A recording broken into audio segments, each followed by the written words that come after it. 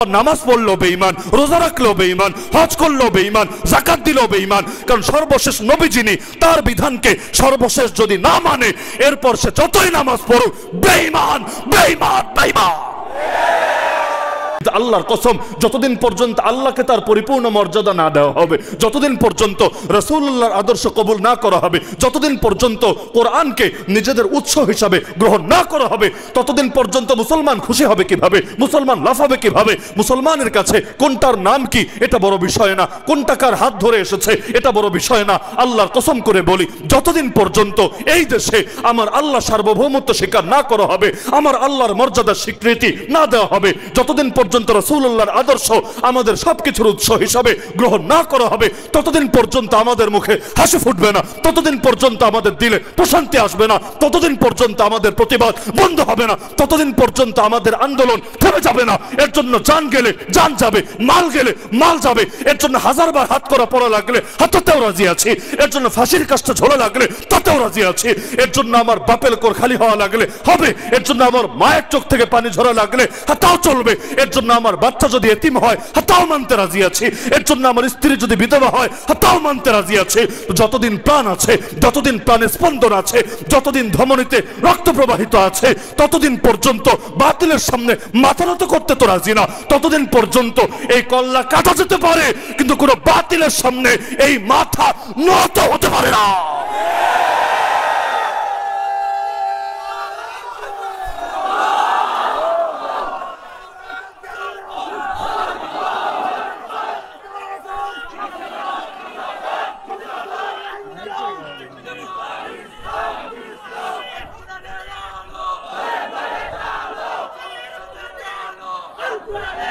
আমি তো এটাই বুঝি, আমার নবী সর্বশেষ নবী মানেই হলো আমার নবীর আইনে সর্বশেষ আইন, আমার নবীর বিধানই সর্বশেষ বিধান, আমার নবীর শরীয়তে সর্বশেষ শরীয়ত, আমার নবীর সুন্নাহ সর্বশেষ সুন্নাহ, আমার নবীর পথে সর্বশেষ পথ, আমার নবীর মতে সর্বশেষ মত, আমার নবীর আদর্শই সর্বশেষ আদর্শ, আমার নবীর বিধানই সর্বশেষ বিধান।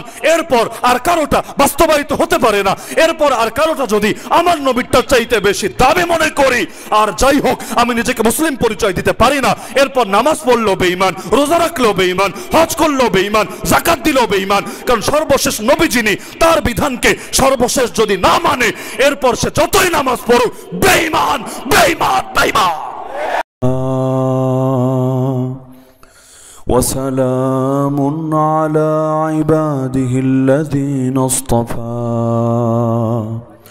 ونشهد أن لا إله إلا الله وحده لا شريك له لا وزير له ولا نظير له ولا مشير له ولا معين له ولا شبه له ولا شبيه له ولا مثيل له ولا مثال له ولا مثل له ولا أصل له ولا نسل له ولا كفؤ له ولا قبل له ولا بعد له ولا وقت له ولا زمان له ولا أول له ولا آخر له ولا بداية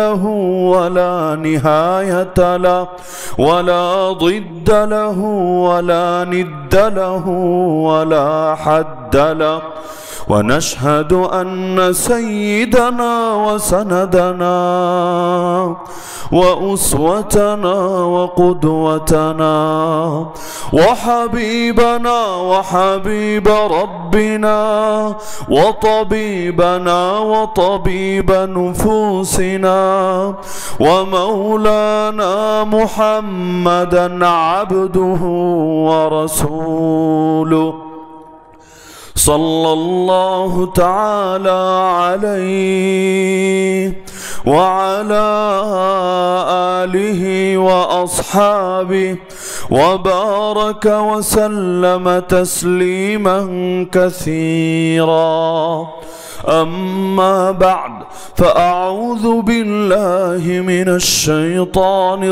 الرجيم بسم الله الرحمن الرحيم ما كان محمد أبا أحد من رجالكم ولكن رسول الله وخاتم النبيين وكان الله بكل شيء عليما وقال النبي صلى الله تعالى عليه وسلم لي 5 أسماء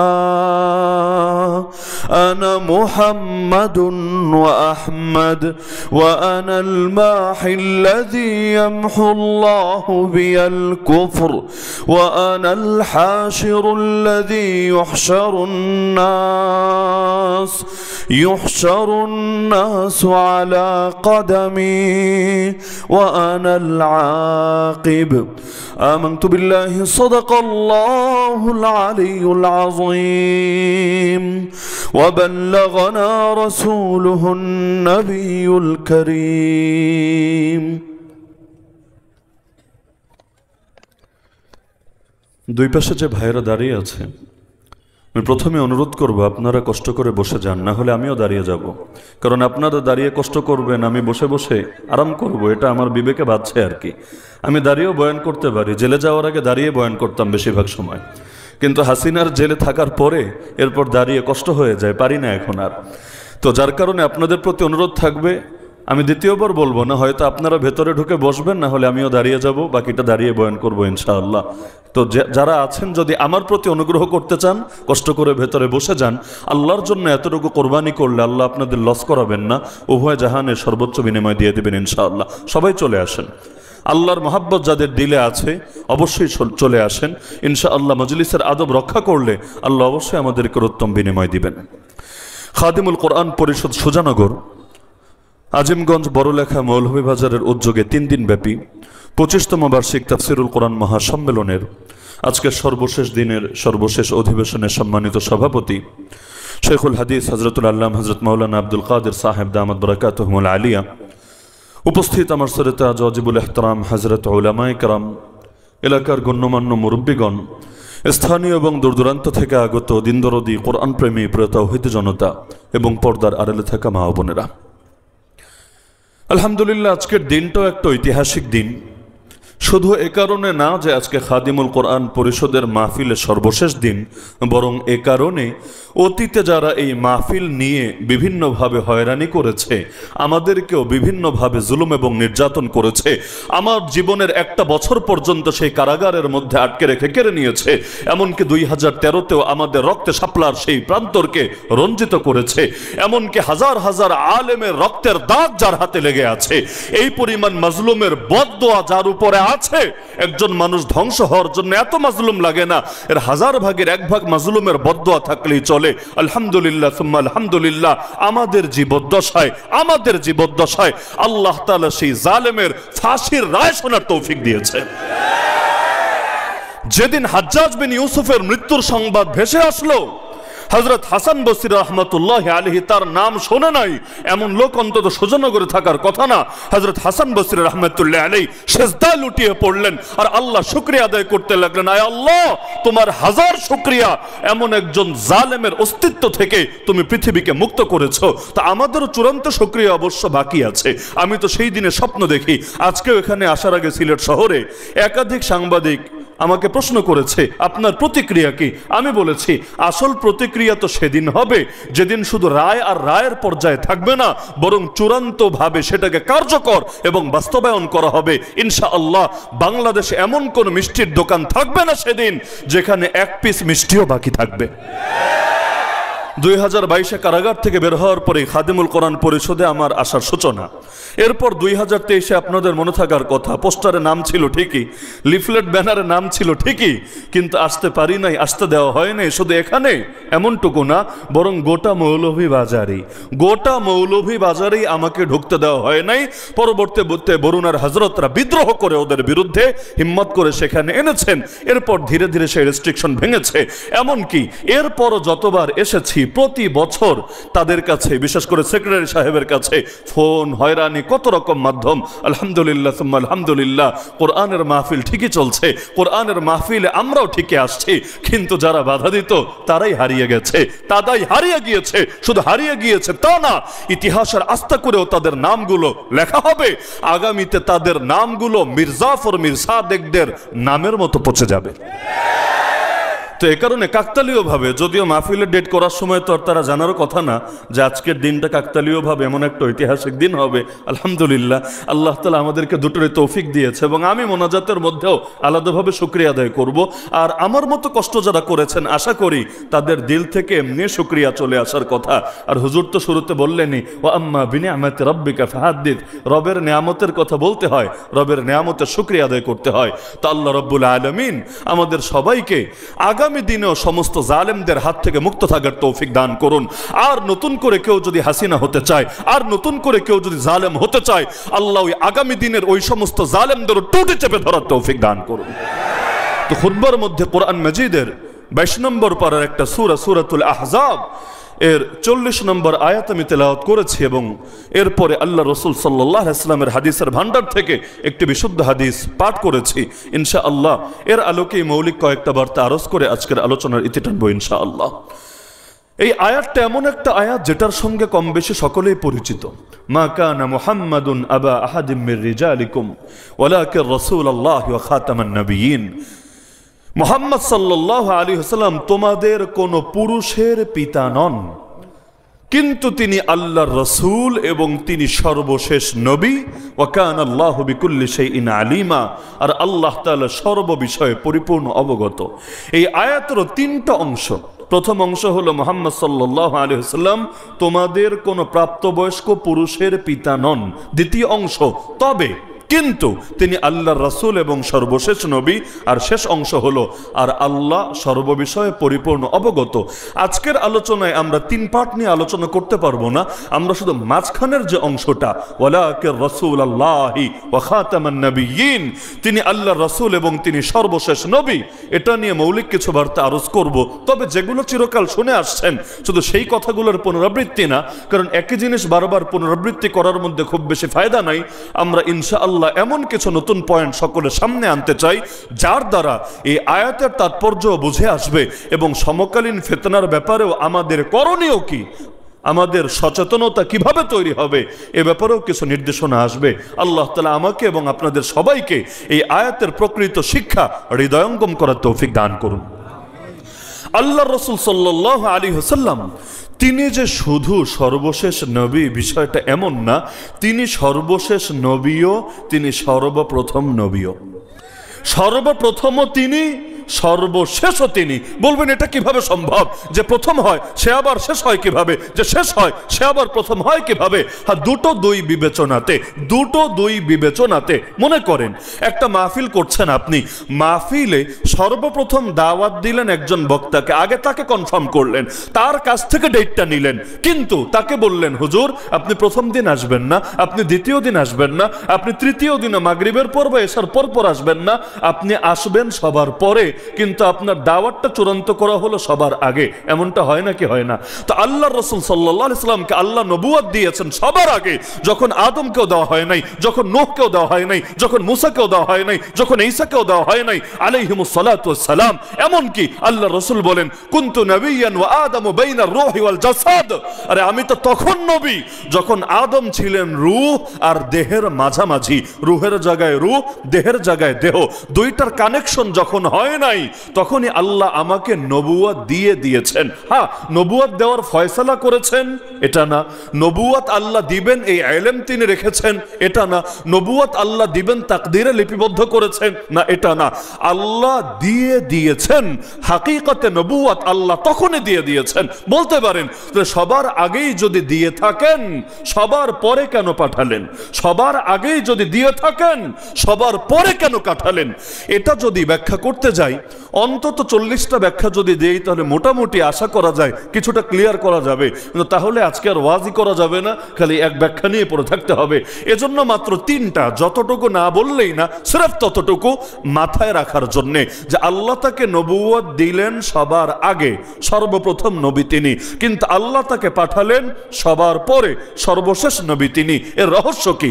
এক নম্বর তাৎপর্য মাথায় বসান, সেটা হলো একজন নবীর নবুয়ত কতদিন তার উম্মতের উপর কার্যকর থাকে। একজন নবীর উপর ঈমান ততদিন পর্যন্ত চলে যতদিন তারপরে ওই জাতির নিকট আরেকজন নবী না আসে। যদি আরেকজন নবী সেই জাতির কাছে চলেই আসে, তখন ওই আগের নবীর উপর ঈমান আঁকড়ে বসে থাকলেই চলে না, তখন ওই নতুন নবীর নামে কালেমা পড়া লাগে। আমার নবী যখন দুনিয়াতে এসেছেন, পৃথিবীতে বহু মানুষ ছিল যারা তখন পড়তো লা ইলাহা ইল্লাল্লাহ মুসা কালিমুল্লাহ, এমন বহু মানুষ ছিল যারা বলতো লা ইলাহা ইল্লাল্লাহ ঈসা রুহুল্লাহ, এমন বহু মানুষ ছিল যারা বলতো লা ইলাহা ইল্লাল্লাহ ইব্রাহিম খলিলুল্লাহ। এমনকি মক্কার মুশরিকরাও বলতো ইব্রাহিম আলাইহিস সালামকে নবী মানি, পূর্বপুরুষ মানি। ইহুদিরা বলতো মুসা আলাইহিস সালামকে নবী মানি, আমরা তার অনুসরণ করে থাকি। খ্রিস্টানরা বলতো ঈসা আলাইহিস সালামকে আমরা নবী মানি, আমরা তার অনুসরণ করে থাকি। আমার নবী সহিহ হাদিস স্পষ্ট বললেন, ওয়াল্লাহি, আল্লাহর কসম করে আমি মুহাম্মদ বলছি, লা ইয়াসমাউ বি আহাদুন মিন হাযিহিল উম্মাহ ইহুদিয়ান কানা আও নাসরানিয়া সুম্মা ইয়ামুতু ওয়া লাম ইউমিন বিল্লাযী উরসিলতু বিহি ইল্লা কানা মিন আসহাবিন নার। আল্লাহর কসম করে বলছি, আমি দুনিয়াতে নবী হয়ে এসেছি, এটা শোনার পরও, এটা জানার পরও যে ব্যক্তি আমার আদর্শের উপর ঈমান না এনে মরবে, তার ধর্ম পরিচয় ইহুদি হোক, তার ধর্ম পরিচয় খ্রিস্টান হোক, তার ধর্ম পরিচয় যাই হোক, আমি নবী বলছি আল্লাহর নামে কসম খেয়ে সে জাহান্নামী হবেই হবে। স্পষ্ট কথা। তাহলে আমার নবীকে পাওয়ার পরে অন্য কোন নবীর উপর ঈমান কি যথেষ্ট হবে, নাকি তার উপরেও ঈমান আনতে হবে? এমনকি শুধু আমার নবী, অতীতেও এক জাতির নিকট নতুন একজন নবী চলে আসলে ওই আগের নবীর নামেই কালেমা যথেষ্ট হয় না, বরং নতুন নবীর উপরও ঈমান আনা লাগে। কিন্তু আল্লাহ রসুল সাল্লাল্লাহু আলাইহি ওয়াসাল্লাম যদি সবার শেষে না আসতেন, বোঝেন, তিনি যদি শেষ থেকে 2 নম্বরেও আসতেন, শেষ থেকে 3 নম্বরেও আসতেন, শেষ থেকে 10 নম্বরেও আসতেন, কি হতো? আমার নবীর উপর ঈমান যথেষ্ট হতো না চিরকালের জন্য, বরঞ্চ আমার নবীর উপর ঈমান ততদিন চলতো যতদিন আরেকজন নবী না আসতো। যখন তার পরবর্তী নবী আসতো, ওই কালেমা রেখে নতুন কালেমা পড়া লাগতো। ওই কালেমা আর মুক্তির জন্য যথেষ্ট হতো না, নতুন নবীর উপর ঈমানের ঘোষণা দিতে হতো। এতে কি আমার নবীর শান এবং মাকাম কমতো না বাড়তো? অবশ্যই কমতো। কেন? কারণ আরেকজন, তার কালেমা যথেষ্ট হচ্ছে না মুক্তির জন্য, আরেকজনের উপর কালেমা আনতে হচ্ছে, পড়তে হচ্ছে। তাহলে কেমন যেন পরের জনই বেশি দামি হয়ে যাচ্ছে, পরের জনই তার চাইতে বেশি মূল্যবান হয়ে যাচ্ছে। এজন্য আল্লাহ নবুয়ত দিলেন তো সবার আগে, পাঠালেন সবার পরে, এমন এক কালেমা দিয়ে দিলেন তার জন্যে এখন কিয়ামত পর্যন্ত যে কেউই দুনিয়াতে আসুক না কেন, তার কালেমা এটাই হওয়া লাগবে, লা ইলাহা ইল্লাল্লাহ মুহাম্মাদুর রাসূলুল্লাহ। এমনকি ঈসা আলাইহিস সালাম নবী হিসাবে দুনিয়াতে এসেছেন তো আগে, সাময়িক আল্লাহ উঠিয়ে নিয়েছেন আসমানে, আবার পাঠিয়ে দিবেন কিয়ামতের আগে। ওই উনিও দুনিয়াতে আসার পর তারা পড়া লাগবে লা ইলাহা ইল্লাল্লাহ মুহাম্মাদুর রাসূলুল্লাহ। শুধু পড়েই শেষ না, লা তুমিনুন্না বিহি ওয়া লা তানসুরুন্না। আল্লাহ ওয়াদা নিয়েছেন রূহের জগতে, শুধু ঈমান এনে বসে থাকলেই হবে না, ওই নবীর শরীয়তকেও বাস্তবায়ন করতে হবে, ওই নবীর খেলাফতকেও কায়েম করতে হবে, ওই নবীর দ্বীনকেও সাহায্য করতে হবে, ওই নবীর কিতাবকেও জমিনের মধ্যে প্রতিষ্ঠা করার ক্ষেত্রে অবদান রাখতে হবে। এজন্য ঈসা আলাইহিস সালাম যখন আসবেন, তিনি পৃথিবীর মধ্যে এসে তার শরীয়ত কায়েম করবেন না, বরং নবী মুহাম্মদুর রাসূলুল্লাহ, সবাই দুরূদ পড়েন, সাল্লাল্লাহু আলাইহি ওয়াসাল্লামের শরীয়ত কায়েম করবেন। এমনকি প্রথম যখন আসবেন ফজরের নামাজের সময় 2 ফেরেশতার কাঁধে ভর দিয়ে দামেস্কের জামে মসজিদ, যেটাকে জামে উমাইয়া বলা হয়, সেই মসজিদের নিকটে তিনি যখন অবতরণ করবেন, হাদিসের মধ্যে আছে তার মাথার চুল মোবারক থেকে ঘাম ঝরতে থাকবে, ঘামগুলো মনে হবে মুক্তার দানার মতো। তাকে এভাবে ফেরেশতার কাঁধে ভর করে আসতে দেখে আল্লাহর খলিফা মাহদি তিনি পিছিয়ে আসবেন, কারণ ততক্ষণে ইকামত শুরু হয়েছে, তিনি ইমামের জায়নামাজে আছেন, তিনি পিছিয়ে আসবেন। কেন? নবী ঈসার প্রতি সম্মান দেখানোর জন্য, যে বড় হুজুর এসেছেন, আমি ছোট হুজুর আর ইমামতি করব না, ইমামতি আপনিই করেন, আমরা এভাবে সম্মান দেখাই না, তো তিনি সরে আসবেন, আপনি ইমামতি করেন। নবী ঈসা আলাইহিস সালাম বলবেন, আরে না, ইমামতি করবা তুমি, তোমার পেছনে মুক্তাদি হব আমি, এটা আমার ডিসিশন না, এটা আমার ফয়সালা না, এটা আমার সিদ্ধান্ত না, এটা আল্লাহর সিদ্ধান্ত। কেন জানো? তাকরিমাতাল্লাহি লিহাযিহিল উম্মাহ, আল্লাহর পক্ষ থেকে এই উম্মতকে এই বিশেষ সম্মান দেওয়া হয়েছে। তাহলে এই উম্মতের একজন হবেন ইমাম, আর পূর্বের একজন নবী হবেন তার মুক্তাদি। এই উম্মতের একজন যার নাম মোহাম্মদ, বাবার নাম আব্দুল্লাহ, যাকে আমরা চিনি মাহদি নামে, যদিও মাহদি তার নাম না, নাম ভিন্ন জিনিস, উপাধি ভিন্ন জিনিস। মাহদি তার নাম না, তার নাম মোহাম্মদ, তার বাবার নাম আব্দুল্লাহ। অনেক সময় এমন হয় মানুষ অন্য কোনো শব্দে এত পরিচিত হয় তার মূল নামটাই হারিয়ে যায়। এটা ভালোর ক্ষেত্রেও হয়, খারাপের ক্ষেত্রেও হয়, ভালোর ক্ষেত্রেও হয়, খারাপের ক্ষেত্রেও হয়। খারাপের ক্ষেত্রে যেমন আবু জাহাল, আবু জাহাল কারো নাম না, আবু জাহাল মানে গণ্ড মূর্খ, এটা আবার নাম হয় কিভাবে? কারো বাবা কি সন্তানের নাম রাখে নাকি মূর্খ? তো জানতো না মূর্খ না, গণ্ড মূর্খ, মহামূর্খ না। ওর নাম ছিল আমর, বাবার নাম হিসাম, আমর বিন হিসাম। তাহলে বলবেন আবু জাহাল বলেছে কেন? আবু জাহাল নাম হয়েছে এই কারণে এত পরিমাণ মূর্খতা দেখিয়েছে দ্বীনের ব্যাপারে, হকের ব্যাপারে, এখন ওর মূল নামই লোকে ভুলে বসেছে। অনেক সময় হয় না এমন, যেমন কাক তো একটা প্রাণী বটে, কাক একটা প্রাণী বটে, কিন্তু এখন কাউয়া বললে লোকে কাক না বুঝে বিশেষ একজনই বুঝে থাকে। এটা তো আর কাকেরও ব্যর্থতা না, কাকেরও দোষ না। কিভাবে একটা শব্দ এক একজনের সাথে যায় খাস হয়ে। তো এখন ভালোর ক্ষেত্রেও হয়, খারাপের ক্ষেত্রেও হয়। আমি যদি বলি অলিপুরি হুজুর এসেছেন, সবাই বুঝবেন আমি কাকে মিন করছি। আমি যদি বলি নুরুল ইসলাম সাহেব হুজুর এসেছেন, আপনি বলবেন কোন নুরুল ইসলাম সাহেব? সুজানগরের না বড়লেখার নাকি মৌলভীবাজারের নাকি সিলেটের? কোন নুরুল ইসলাম সাহেব? আপনি বুঝবেন না, কিন্তু নাম শুনে বুঝতে পারছেন না। অলিপুর তো নাম না, এটা তো তার বাড়ির দিকে নিসবত করে অলিপুরি, এটা শুনে আপনি বুঝতে পারছেন। তাহলে বলছিলাম আল্লাহর খলিফা মাহদি, যার দাম কিন্তু সাহাবীদের চাইতে বেশি না, নাউজুবিল্লাহ, সাহাবীদের চাইতে বেশি নাকি তার দাম? তিনি হবেন ইমাম, আর পূর্বের একজন নবী হবেন মুক্তাদি। এবং এটা ওই নবীর নিজস্ব সিদ্ধান্ত না, কার সিদ্ধান্ত? সুবহানাল্লাহ, আল্লাহ কি শান এই উম্মতকে দান করেছেন, আমরাই খালি বুঝলাম না, আল্লাহ আমাদেরকে বোঝার তৌফিক দান করেন। দ্বিতীয় তাৎপর্য হলো, একজন নবীর পরে আরেকজন নবী কখন লাগে? একজন নবীর পরে আরেকজন নবী কখন লাগে? যখন আগের নবীর শিক্ষা হারিয়ে যায়, তার দিন বিকৃত হয়ে যায়, তার রেখে যাওয়া ধর্মগ্রন্থ পৃথিবী থেকে ধীরে ধীরে বিলুপ্ত প্রায় হতে থাকে, তখন আরেকজন নবী এসে হাল ধরে, আরেকজন নবী এসে কোনটা হক কোনটা বাতিল মানুষের সামনে ক্লিয়ার করে, আরেকজন নবী এসে কিতাবের মধ্যেও তারা যে বিকৃতিগুলো ঘটিয়েছে এগুলো মানুষের সামনে চিহ্নিত করে। যার কারণে অতীতের সমস্ত নবী দেখবেন এমন সময় এসেছে যখন জাতির কাছে মূল ধর্মটাই বিকৃত হয়ে গিয়েছে, কিন্তু মুহাম্মদুর রাসূলুল্লাহ সাল্লাল্লাহু আলাইহি ওয়াসাল্লাম আজ চলে গিয়েছেন এমন না, এখন থেকে প্রায় ১৫০০ বছর আগে আমাদেরকে রেখে রওজায়ে আতহারে চলে গিয়েছেন। সময় তো কম যায় নাই, প্রায় ১৫০০ বছর গিয়েছে। আজও পর্যন্ত ইসলামের কোন শিক্ষা বিকৃত হয়েছে? আজও পর্যন্ত কোরআনের কোন আয়াত হারিয়ে গিয়েছে? আজও পর্যন্ত, আরে আয়াত তো আয়াত, কোরআনের কোন আয়াতের মর্মকে পৃথিবীর মধ্যে কে চিরতরে বিকৃত করে ফেলতে পেরেছে? এমন কি ইসলামের কোন শিক্ষাটাকে পৃথিবী থেকে কেউ নিশ্চিহ্ন করতে পেরেছে? ইসলাম ১৫০০ বছর আগে যেমন ছিল আজও তেমন আছে, কিয়ামত পর্যন্ত তেমনই থাকবে। এমনকি যারা ইসলামকে বিকৃত করতে আসবে উম্মত তাদেরকেই পৃথিবী থেকে সরায় দিবে। তাহলে নতুন নবী লাগবে কেন? নতুন নবী লাগবে কেন? না কোরআন হারিয়ে গেছে, না দিন হারিয়ে গিয়েছে, না শরীয়ত হারিয়ে গিয়েছে। আজও তাওহীদ আছে, আজও দিন আছে, আজও কোরআন আছে, আজও শরীয়ত আছে। সব যদি আগের মতোই থাকে তাহলে নতুন নবী লাগবে কেন? কারণ এবার দায়িত্ব আল্লাহ নিজেই নিয়ে নিয়েছে। ইন্না নাহনু নাযালনা যিকরা ওয়া ইন্না লাহু লাহাফিজুন, নিশ্চয়ই আমি নাজিল করেছি কোরআন আর আমি এর হেফাজত করি। তা আল্লাহ যখন হেফাজতের দায়িত্ব নিয়েছেন, হেফাজতে ইসলাম হেফাজতের দায়িত্ব নিচ্ছে শুধু এমন না, মূল দায়িত্ব কে নিয়েছেন? মূল দায়িত্ব কে নিয়েছেন?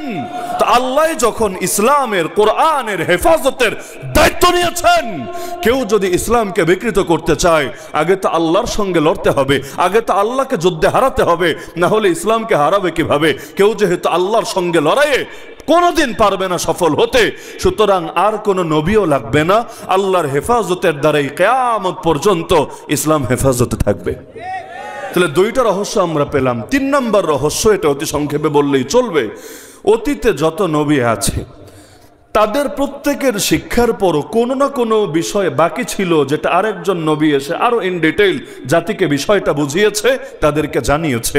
কিন্তু নবী মুহাম্মদুর রাসূলুল্লাহ সাল্লাল্লাহু আলাইহি ওয়াসাল্লামের উপর আল্লাহ এমন এক কিতাব দিয়েছেন, আল্লাহ বলেন মা ফাররাতনা ফিল কিতাবি মিন শাই, আমি কোরআনের মধ্যে একটা জিনিসও বাদ দেই নাই, একটা আলোচনাও বাদ রাখি নাই যেটা বান্দার দরকার কিন্তু আমি তাদেরকে জানাই নাই। এমনকি আমার নবী সহিহ হাদিসে আছে, মা মিন শাইইন ইউকাররিবুকুম মিনাল জান্নাহ ওয়া ইউবাইদুকুম আনিন নার ইল্লা কাদ বুয়িনা লাকুম, এমন কোন জিনিস নাই যেটা তোমাদেরকে জান্নাতের নিকটে পৌঁছাবে এবং জাহান্নাম থেকে দূরে রাখবে, কিন্তু সেটা তোমাদেরকে খুলে খুলে বয়ান করে দেওয়া হয় নাই। তাহলে তার শিক্ষা যেহেতু পরিপূর্ণ, কোনো কিছু বাদ নাই, নাকি বাদ আছে? তার শিক্ষা যেহেতু পরিপূর্ণ, কোনো কিছু বাদ নাই, সুতরাং নতুন কাউকে এসে বাকিটা পূরণ করারও কোনো আলাদা প্রয়োজন নাই। তাহলে আমার নবীকে আল্লাহ সর্বশেষ নবী বানালেন, এটা নিয়ে কারো দ্বিমত আছে? আমার নবী যে সর্বশেষ নবী, যদিও নবুয়ত পাওয়ার দিক থেকে সর্বপ্রথম, পৃথিবীতে আসার দিক থেকে সর্বশেষ, এটা নিয়ে কারো দ্বিমত আছে বা দ্বিমত করার সুযোগ আছে? কেউ যদি দ্বিমত করে, যেই জিনিস কোরআন দ্বারা অকাট্যভাবে প্রমাণিত, যেই জিনিস নবীর অসংখ্য হাদিস দ্বারা প্রমাণিত, যেই বিষয়ের উপর গোটা উম্মত একমত, ইজমা আছে, ওই রকম বিষয় কেউ যদি অস্বীকার করে, তাকে মুসলিম বলে না কাফের বলে? তাকে মুসলিম বলে না কাফের বলে? তা আমার নবী সর্বশেষ নবী, এটা যদি কেউ না মানে, আমার নবী সর্বশেষ নবী, এটা যদি কেউ না মানে, তাকে ইমানদার বলতে হবে না কাফের বলতে হবে? যদি বলেন তাকে কাফের না বললে কি হবে? তাকে কাফের না বললে তোমার ঈমানই হুমকির মুখে পড়বে, কারণ তখন বোঝা যাবে তুমি কোরআনে সূরা আহজাবের 40 নম্বর আয়াত মানো না। তখন বোঝা যাবে কোরআনের আরো যে আয়াতে আমার নবীকে সর্বশেষ ঘোষণা করা হয়েছে, এটার উপর তুমি ইয়াকিন রাখো না। তখন বোঝা যাবে আল্লাহ নবী যে নিজেকে সর্বশেষ বলে দাবি করেছেন, এটার উপর তুমি আস্থা রাখো না। তখন বোঝা যাবে গোটা উম্মত যে একমত হয়েছে, গোটা উম্মতের একমত হওয়াকেও তুমি কোনো দলিল মনে করো না। সুতরাং দুই বিপরীত জিনিসটা একসঙ্গে কখনোই হক হতে পারে না, দুই বিপরীত জিনিস একসঙ্গে কখনোই হক হতে পারে না। সুতরাং যারা নবীকে সর্বশেষ নবী মানে, তারা যদি ইমানদার হয়ে থাকে, তুমি আর বিপরীত আকীদা রেখে আর যাই হোক নিজেকে ইমানদার দাবি করতে পারোই না। কেউ এখন বলতে পারে কে ইমানদার আর কে ইমানদার না, এটা নিয়ে আমাদের মাথা ব্যথার কি দরকার? এটা আল্লাহর উপর ছেড়ে দিলেই তো চলে। আছে না বহুত সুশীল, বিগত যুগে ডাইনিও এই যুক্তিটা দিত যে হুজুরদের এত আন্দোলনের দরকারটা কি? কে ইমানদার আর কে ইমানদার না, এটা আখিরাতের বিষয়, আল্লাহ বুঝবে, আল্লাহর উপর ছেড়ে দিলেই তো চলে। বাহ! কিন্তু কে মুক্তিযুদ্ধের পক্ষের শক্তি আর কে মুক্তিযুদ্ধের বিপক্ষের শক্তি, এটা আল্লাহর উপর ছাড়লে চলবে না, এটা ঠিকাদারি নিজেদের কাঁধে নিয়ে নিতে হবে। আর কে গণতন্ত্রের পক্ষে কে গণতন্ত্রের বিপক্ষে, এগুলো আল্লাহর উপর ছাড়লে হবে না, এগুলো নিজের কাঁধে তুলে নিতে হবে। কে আধুনিকতার পক্ষে কে আধুনিকতার বিপক্ষে, এগুলো আল্লাহর উপর ছাড়লে হবে না, ওই ঠিকাদারি নিজের কাঁধে নিয়ে নিতে হবে। হ্যাঁ, সব ঠিকাদারি তার কাঁধে, সব ঠিকাদারি তার কাঁধে, শুধু কে ইমানদার আর কে বেঈমান এটা ছেড়ে দিতে হবে আল্লাহর উপরে। কেন? আল্লাহর উপরে যদি ছাড়েন, তাহলে অনেক বিধানের সম্পর্ক যা আছে ইমান আর বেঈমানের সাথে, ওইগুলো ডিল কিভাবে করবেন? ইমানদারের বিধান আলাদা, বেঈমানের বিধান আলাদা। ইমানদার যদি ছেলে হয়, বাপের থেকে সম্পদের ওয়ারিশ হয়। বাপ মারা গেল, বাপ মুসলমান, ছেলেও মুসলমান, বাপ মারা গিয়েছে, সম্পদের ওয়ারিশ ছেলে হবে। যদি বাপ মুসলমান ছেলে বেঈমান, হতে পারে না? নবী নূহ আলাইহিস সালামের ঘরেও যদি কেনান পয়দা হতে পারে, তাহলে অন্য ক্ষেত্রে কেন পারবে না? বাপ মুসলমান ছেলে বেঈমান, ইসলামের ফতোয়া ক্লিয়ার। এবার এই বাবা মারা গেলে সন্তান তার সম্পদের ওয়ারিশ হবে না, কারণ আমার নবীর হাদিসে স্পষ্ট আছে লা ইয়ারিসুল মুসলিমুল কাফিরা ওয়ালাল কাফিরুল মুসলিমা। এমন কি যদি স্বামী স্ত্রীর বৈবাহিক বন্ধন থাকে, এর মধ্যে একজন মুসলমান থাকে আর একজন বেঈমান হয়ে যায়, তাদের তালাক দেওয়া লাগে না কষ্ট করে, ওই মুখ দিয়ে তালাক উচ্চারণ করা লাগবে না, অটোমেটিক সম্পর্ক যাবে বিচ্ছিন্ন হয়ে। এরপরও যদি সংসার চালু রাখে, সেটার বৈবাহিক সম্পর্ক হবে না, জিনা হবে, জিনা। এবং যে সন্তান আগামী দিনে হবে, তার আর ভালো সন্তান বলে বিবেচিত হবে না, বরং অবৈধ সন্তান, যার সন্তান, যেটাকে হারামজাদা বলে, হারামজাদা বলে তারা চিহ্নিত হবে। এমন কি তাকে সালাম দিলে পাপ হবে, যে মুসলমান না তাকে যদি সালাম দেন আসসালামু আলাইকুম রাহমাতুল্লাহ, সওয়াব হবে না, পাপ হবে। সে যদি মরে আপনি তার জানাজা পড়েন, আপনার সওয়াব হবে না, আপনার গুনাহ হবে। এমনকি না তাকে মুসলমানের কবরস্থানে দাফন করা যাবে, না তাকে হজ ওমরার সুযোগ দেওয়া যাবে। কারণ যারা মুসলমান না তাদের জন্য মক্কা মদিনা শুধু না, গোটা আরব উপদ্বীপেই প্রবেশ করা হারাম। সূরা তাওবায়ও আছে, নবীর একাধিক হাদিসেও আছে। আর আমাদের গাফলতির কারণে কাদিয়ানিরা সৌদি চলে যায়। কেন? পাসপোর্টে লেখা মুসলমান, আইডি কার্ডে লেখা মুসলমান, জন্ম সনদে লেখা মুসলমান। এখন এম্বাসিতে আবেদন করলে ওরা তো আর জানে না আসলে সে কি, দিয়ে দিচ্ছে ভিসা। অথচ ও যখন মক্কায় যায়, ও যখন মদিনা যায়, এই জায়গার পবিত্রতা যখন ওর দ্বারা ক্ষুণ্ণ হয়, তখন তো 200 কোটি মুসলমান আল্লাহর আদালতে ফেসে যায় এবং কিয়ামতের দিন তাদের বিরুদ্ধে আল্লাহর কাছে একটা দলিল, একটা হুজ্জত তৈরি হয়ে যায়। ওদের কোনো অধিকারই তো নাই, ওদের কোনো অধিকারই তো নাই মক্কা মদিনায় যাওয়ার। কেন? মক্কা মদিনা নির্দিষ্ট শ্রেণীর জন্য বরাদ্দ জায়গা, সকলের জন্য বরাদ্দ জায়গা না। আল্লাহ বলেন ইন্নামাল মুশরিকুনা নাজাস ফালা ইয়াকরাবুল মাসজিদাল হারাম বাদা আমিহিম হাদা।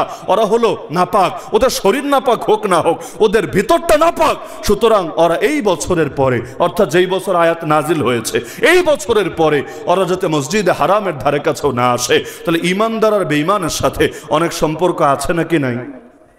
হুজুররা যখন কাদিয়ানের বিরুদ্ধে আন্দোলন করে, অনেকে বিভিন্ন ষড়যন্ত্রের গন্ধ খোঁজার চেষ্টা করে। অথচ বাস্তবতা হলে আন্দোলনগুলো আছে বলেই এখনো পর্যন্ত প্রতিটা পাড়ায় মহল্লায় গ্রামে গঞ্জে মানুষের ভেতর সচেতনতা আছে। এখনো পর্যন্ত বাংলাদেশের শিক্ষা সিলেবাসে কাদিয়ানিরা ওদের কোনো লিটারেচার ঢুকাতে পারে নাই। শরীফ শরীফা ঢুকেছে, বিগত সময়ে শরীফ শরীফা ঢুকেছে, ডারউইনিজম, সেই বিবর্তন মতবাদ, সেই কুফরি মতবাদ ঢুকেছে, আরো বহু কিছু ঢুকেছে। কিন্তু কাদিয়ানি আদর্শ কখনো ঢোকে নাই, ঢোকাতে পারে নাই। ওরা প্রকাশ্যে ওদের বইপত্র, ওদের পত্রপত্রিকা বিক্রি করতে পারবে না, ওই সুযোগ কোন এলাকার মানুষ দিবে না। বাংলাদেশে যেখানে যাই মসজিদে নামাজ পড়তে ভয় হয় না যে ইমাম আবার কাদিয়ানি না তো, মসজিদটা আবার কাদিয়ানি না তো। কারণ জনসচেতনতা থাকার কারণে ওরা কোথাও ওদের উপাসনালয় মসজিদ নাম দিয়ে বানাতে পারে না। আমাদের কোথাও মাহফিলে যেতে ভয় লাগে না, চিনি বা না চিনি, কোনো মাহফিলে গিয়ে বসে যেতে ভয় লাগে না যে এই মাহফিল আবার কাদিয়ানিদের না তো, এখান থেকে আবার কাদিয়ানি শিক্ষা প্রচার হবে না তো, ভয় লাগে না। কারণ জনসচেতনতা থাকার কারণে এই সুযোগ তো ওরা পায় না। বাস্তবতা হলো বর্তমানে যিনি ক্ষমতায় আছেন আমাদের মাথার উপরে, বিগত 16 বছরেই যেহেতু কথা বলতে বাধে নাই, এখন তো আর বাধার কোনো কারণই নেই, তাই না? যিনি আছেন ক্ষমতার গদিতে বিগত যেই কয় মাস হয়েছে, 1 বছরের বেশি, আপনারা পুরো বাংলাদেশে কাদিয়ানিদের কার্যক্রম যদি খোঁজ খবর নেন, দেখবেন গত এর আগের 5-6 বছরেও ওদের কাজ যেই গতিতে বেড়েছে, বিগত 1 বছর এর চাইতে বহুগুণ বহুগুণ বহুগুণ বেশি বেড়ে গেছে। বলবেন কিভাবে বাড়লোটা কিভাবে? মনে হয় আইন শৃঙ্খলা পরিণতির অবনতির কারণে, মনে হয় প্রশাসন অতটা অ্যাক্টিভ না, এটা তো বাস্তব, আগের মতো অতটা সক্রিয় না, তাদের নিষ্ক্রিয়তার কারণে। না না ভাই, বিষয়টা উল্টা বটে। হ্যাঁ, আগে তো নিরাপত্তা দিত পুলিশ, এখন তো ওদেরকে নিরাপত্তা দেয় আর্মি, ওদের তো নিরাপত্তা আরো বেড়েছে। এটা আইন শৃঙ্খলা বাহিনীর নিষ্ক্রিয়তার কারণে না। বহু এলাকায় আলেম ওলামা সম্মিলিত আন্দোলন করেও ওদেরকে রুখতে পারে না। পারবে কিভাবে? তিনি শপথ পাঠ করার আগেই, ক্ষমতার গদিতে বসার আগেই, মাত্র যখন ফ্রান্স থেকে এসে নেমেছিলেন এয়ারপোর্টে, প্রথম যে ব্রিফিংটা করেছিলেন সাংবাদিকদের সামনে, আপনি জাস্ট সেটা একবার এখন সার্চ করে দেখেন, এক নজর পুরোটা আপনি দেখেন, পুরো বাক্যগুলো মনোযোগ দিয়ে কান দিয়ে শোনেন, এর মধ্যে দেখবেন এই কথাটাও পাবেন যে আগামী দিনে কাদের অধিকার রক্ষায় তিনি কাজ করবেন। অনেকগুলো পয়েন্টের মধ্যে এটাও আছে, আমার এখনো কানে বাজে সেই কথাগুলো। ওই সময় প্রতিবাদ করেছিলাম আমি যে আগামী দিনে কাদের অধিকার রক্ষায় কাজ করবেন। বলতে বলতে সংখ্যালঘু আরো বিভিন্ন কথা বলতে বলতে এক পর্যায়ে এটাও বলেছেন আহমদিয়া মুসলিমদের অধিকার রক্ষায়ও কাজ করবেন। আহমদিয়া মুসলিম কারা? আহমদিয়া মুসলিম কারা? এই যে জবাবটা কম আসছে না এখন, কেন জানেন? বাস্তবতা এটাই, অধিকাংশ বাঙালি জানেই না আসলে আহমদিয়া মুসলিম কারা। যদি জানতো এই কথা বলার পর তাকে হয়তো আর শপথই পড়তে দিত না, পুরো ঢাকা শহর অচল করে দিত যে যিনি ক্ষমতায় বসার আগেই আহমদিয়া মুসলিম নামের এই অমুসলিমদের অধিকার রক্ষায় সচেতনতার কথা বলেন, তিনি আর যাই হোক এই দেশের 14 কোটি মুসলমানের অভিভাবক হওয়ার যোগ্যতাই রাখেন না। কিন্তু নামের খেলা বড় জটিল খেলা। আমি যদি বলি লোকটা মদ খায়, সবাই বুঝবে আমি কি বোঝাতে চাচ্ছি। কিন্তু আমি যদি বলি লোকটা ড্রিঙ্কস করে, আজকাল যেমন এলিটরা বলে আর কি, লোকটা ড্রিঙ্কস করে, হ্যাঁ যারা বোঝার তারা বুঝবে, শিক্ষিতরা বুঝবে, কিন্তু সাধারণ মানুষরা চিন্তা করবে হুজুর আবার কোন ড্রিঙ্কস মিন করলো, এটাকে সফট ড্রিঙ্কস নাকি এনার্জি ড্রিঙ্কস, এটাকে টাইগার স্পিড না 7 আপ কোকা কোলা। অনেকের ভেতরে কিন্তু এই কনফিউশন কাজ করবে এই পরিভাষার সাথে তারা যদি অভ্যস্ত না থাকে। আমি যদি বলি লোকটা সুদ খায়, বুঝে ফেলবে লোকটা সুবিধার না, সে সুদখোর। আমি যদি বলি লোকটা ইন্টারেস্ট নেয় অথবা একটু ইসলামী ভাইব লাগিয়ে মুনাফা নেয়, মুনাফা, অনেকে তো শব্দের মাইর পেছে অনেক কিছুর বৈধ বানায়, মুনাফা নেয়, তখন কিন্তু অনেকে চিন্তায় থাকবে আসলে কি হালাল কিছু করে না হারাম কিছু করে। পুরো তো ক্লিয়ার হলো না। আমার নবীর হাদিসে আছে কিয়ামতের একটা আলামতি এটা, মানুষের জামানায় মদ তো ঠিকই খাবে কিন্তু ইউসাম্মুনাহা বিগাইরি ইসমিহা, মদকে মদ বলে ডাকবে না, মদকে ভিন্ন নামে ডাকবে। এই যেমন সারা দুনিয়ায় চালানোর চেষ্টা করে আমেরিকা, ইউরোপ, এই পশ্চিমা জোট, পশ্চিমা তন্ত্র, এর উপর নাম লাগিয়ে দেয় গণতন্ত্র। গণতন্ত্র মানে অধিকাংশ জনগণের শাসন, জনগণ যা চায় সেটাই হবে, এটাই তো গণতন্ত্র। গণতন্ত্র মানে তো এটাই, গণ মানে জনগণ, তন্ত্র মানে শাসন, তো গণতন্ত্র মানে কি জনগণের শাসন। এখানে ক্ষমতা থাকবে জনগণের, এখানে আধিপত্য, সার্বভৌমত্ব, কর্তৃত্ব, সর্বময় ক্ষমতা থাকবে জনগণের। আচ্ছা জনগণের হাতেই যদি ক্ষমতা থাকে, জনগণের চাওয়াই যদি চূড়ান্ত হয়, সারা জীবন চাইলাম প্রাইমারিতে ধর্মীয় শিক্ষক দাও, হঠাৎ করে দেখি ঘোষণা হয়ে গেছে প্রাইমারিতে সারেগামা পাদানিসার শিক্ষক দেওয়া হলো, সারা জীবন চাইলাম কি তোমরা এনে দিলা কি? আরে গণতন্ত্র মানে যদি হয় জনগণের শাসন। এই দেশের কয়টা জনগণ বেশ্যাখানা চায়? এই দেশের কয়টা জনগণ বেশ্যাখানা চায়? আজকে গণভোট নেন যে তোমরা বেশ্যাখানা চাও নাকি চাও না। আমি আল্লাহর জাতে পাকের কসম খেয়ে বলতে পারবো অধিকাংশ মানুষ বলবে আমরা বেশ্যাখানা চাই না, চাওয়ার প্রশ্ন আসে না। তাহলে পতিতালয়ের লাইসেন্স কিভাবে দেওয়া হলো? পুলিশ দিয়ে নিরাপত্তার ব্যবস্থা কিভাবে করা হলো? এমনকি আপনি স্লোগান দেন, আপনি মিছিল করেন, আপনি আন্দোলনে নামেন, পতিতালয় বন্ধ করার দাবি তোলেন, এই যে যারা যৌন কর্মী সেখানে আছে ওদের বিরুদ্ধে আপনি স্লোগান দেন, দেখবেন গোটা দুনিয়া আপনার বিরুদ্ধে লেগে গিয়েছে। পুলিশ আপনাকে জঙ্গি মামলা দিয়ে জেলে ভরে রেখেছে, এমনকি কপাল ভালো হলে পাখির মতো গুলি করে আবু সাইদ মুগ্ধের মতো আপনাকে শহীদ করে ফেলে রাখতে পারে, প্রয়োজনে আপনাকে মারবে, কিন্তু আপনার রক্ত নিয়ে হলেও এই বেশ্যাখানাগুলোর প্রতিটা ইট করা হেফাজত করবে। কেন? এটা কোন জনগণ চেয়েছে? কোন জনগণ চেয়েছে? এই যে দেশের অর্থনীতির ভিত্তি সুদকে বানিয়ে ফেলা হয়েছে, কয়টা জনগণের মতামত এক্ষেত্রে নেওয়া হয়েছে? এই যে আল্লাহর আইনকে টোটাল বাদ দিয়ে দেওয়া হয়েছে, যেই কোরআন দিয়ে নামাজ পড়ি ওই কোরআন দিয়ে বিচার পাই না, যেই কোরআন দিয়ে নামাজ পড়ি ওই কোরআন দিয়ে বিচার পাই না, অথচ আমার আল্লাহর চাইতে ভালো কোনো বিচারক হয় না। পৃথিবীর সব আইনে ভুল থাকতে পারে, আমার আল্লাহর আইনে ভুল থাকতে পারে না। তা আমার আল্লাহ যে আইন দিয়েছেন, আমার আল্লাহ যে বিধান দিয়েছেন, আমার আল্লাহ যা কিছু দিয়েছেন এর বাইরে মুসলমান তো কখনো যেতেই পারে না।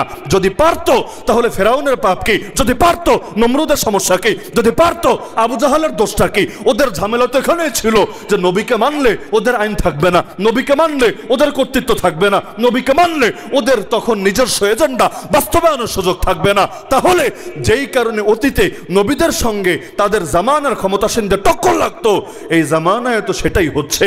আল্লাহকে মেনে নামাজ পড়া যায়, আল্লাহকে মেনে অর্থনীতি চালানো যায় না, আল্লাহকে মেনে রোজা রাখা যায়, আল্লাহকে মেনে বিচার আচার পাওয়া যায় না। বাস্তব নাকি অবাস্তব? বাস্তব নাকি অবাস্তব? আপনাকে বাধ্য করা হবে যে মসজিদে গেলে তোমার খোদা হবে আল্লাহ, কোর্টে গেলে তোমার খোদা হবে গায়রুল্লাহ। সেখানে যদি কোরআন দিয়ে বলো আমাকে কোরআন দিয়ে বিচার করে দেন, দিবে না তো দিবে না, উল্টে বলবে কিরে তোর কথায় মৌলবাদের গন্ধ পাওয়া যায়, তোর কথায় জঙ্গিবাদের গন্ধ পাওয়া যায়, তোর কি আমাদের আইন ভালো লাগে না? তুই আমাদের আইন মানিস না, তুই আদালত অবমাননা করেছিস, বলবে না তুই আদালত অবমাননা করেছিস। আর কপাল ভালো হলে জঙ্গি মামলা দিয়ে জেলখানায় পাঠায় দিবে। অথচ এই মুখ দিয়েই সবাই বলি আল্লাহু আকবার, আল্লাহ সবার চাইতে বড়। আল্লাহ যদি সবার চাইতে বড় হয়, আল্লাহরে তো জায়গা দিতে রাজি না, আল্লাহকে তো জায়গা দিতে রাজি না। কষ্টের বিষয় কি জানেন? সারা দেশ গরম, জুলাই সনদ, জুলাই সনদ, জুলাই সনদ, তাই না? সারা দেশ গরম। আমাদের আলেম ওলামারা দীর্ঘ 1 বছরের বেশি মাহফিল ফেলে, মাদ্রাসা ফেলে, পূর্বের ওয়াদা দেওয়া প্রোগ্রাম ফেলে, একের পর এক বৈঠক করেছে ঐকমত্য কমিশনে গিয়ে। আরে মাহফিল গেলে যাক, তবু যদি জাতির ফায়দা হয়। কারণ নেতা পরিবর্তন হলে কিছু হয় না, যদি নীতির পরিবর্তন না হয় তাহলে নীতি পরিবর্তনের সুযোগ একটা পাওয়া গিয়েছে। 54 বছরে দাগ আর কলঙ্ক মিটানোর একটা সুযোগ এসেছে। আরে যাক না মাহফিল। কত মাহফিল কমিটি বিপদে পড়েছে। আমি যদি আজকে না আসতাম কমিটি বিপদে পড়তো না? অন্যান্য দিনের হুজুররা না আসলে কমিটি বিপদে পড়তো না? আপনারাও কমিটিকে গালিগালাজ করতেন না যে মনে হয় দাওয়াত না দিয়ে নাম দিয়ে দিয়েছে? স্বাভাবিক ব্যাপার। তারপরও তারা এই স্যাক্রিফাইস করেছেন। কেন? তবু যদি জাতির কল্যাণ কিছু হয়, তবু যদি কিছু কুফর বিদায় হয়ে ইসলাম কায়েমের কিছু সুযোগ তৈরি হয়, একটা বছর পর বা এর চাইতেও দীর্ঘ সময় পর সে জুলাই সনদটা সামনে আসলো, দেখা গেল হুজুর রাজা প্রস্তাব দিল, একটাও আর খুঁজে পাওয়া গেল না। বামদের প্রস্তাব স্থান পেল, নাস্তিকদের প্রস্তাব স্থান পেল, কিন্তু হুজুরদের ন্যূনতম প্রস্তাবটাও রক্ষা হলো না। কই বিসমিল্লাহির রহমানির রহিম দিয়ে শুরু হয়েছে কিনা দেখেন আমাকে, আল্লাহর উপর পূর্ণ আস্থা ও বিশ্বাসের কথা কোন চিপায় চাপায় আছে কিনা দেখেন আমাকে, সকল ক্ষমতার মালিক আল্লাহ, সার্বভৌমত্ব আল্লাহর, এই টাইপের কোনো কথা আছে কিনা পুরো জুলাই সনদে দেখেন আমাকে। আরে কি হবে, পুরনোটা থাকলেই কি, নতুনটা আসলেই কি? আরে পুরনো বউরে যতই নতুন শাড়ি পরাও না কেন, হবেটা কি? হ্যাঁ, আগেরটার মধ্যে অনেক জুলুমের ধারা ছিল, ফ্যাসিবাদের ধারা ছিল, বিদায় হয়েছে। এমন যদি হয় আলহামদুলিল্লাহ বলবো বটে, কিন্তু আল্লাহর কসম যতদিন পর্যন্ত আল্লাহকে তার পরিপূর্ণ মর্যাদা না দেওয়া হবে, যতদিন পর্যন্ত রাসূলুল্লাহর আদর্শ কবুল না করা হবে, যতদিন পর্যন্ত কোরআনকে নিজেদের উৎস হিসাবে গ্রহণ না করা হবে, ততদিন পর্যন্ত মুসলমান খুশি হবে কিভাবে, মুসলমান লাফাবে কিভাবে? মুসলমানের কাছে কোনটার নাম কি এটা বড় বিষয় না, কোনটা কার হাত ধরে এসেছে এটা বড় বিষয় না। আল্লাহর কসম করে বলি, যতদিন পর্যন্ত এই দেশে আমার আল্লাহ সার্বভৌমত্ব স্বীকার না করা হবে, আমার আল্লাহর মর্যাদার স্বীকৃতি না দেওয়া হবে, যতদিন পর্যন্ত রাসূলুল্লাহর আদর্শ আমাদের সবকিছুর উৎস হিসাবে গ্রহণ না করা হবে, ততদিন পর্যন্ত আমাদের মুখে হাসি ফুটবে না, ততদিন পর্যন্ত আমাদের দিলে প্রশান্তি আসবে না, ততদিন পর্যন্ত আমাদের প্রতিবাদ বন্ধ হবে না, ততদিন পর্যন্ত আমাদের আন্দোলন থেমে যাবে না।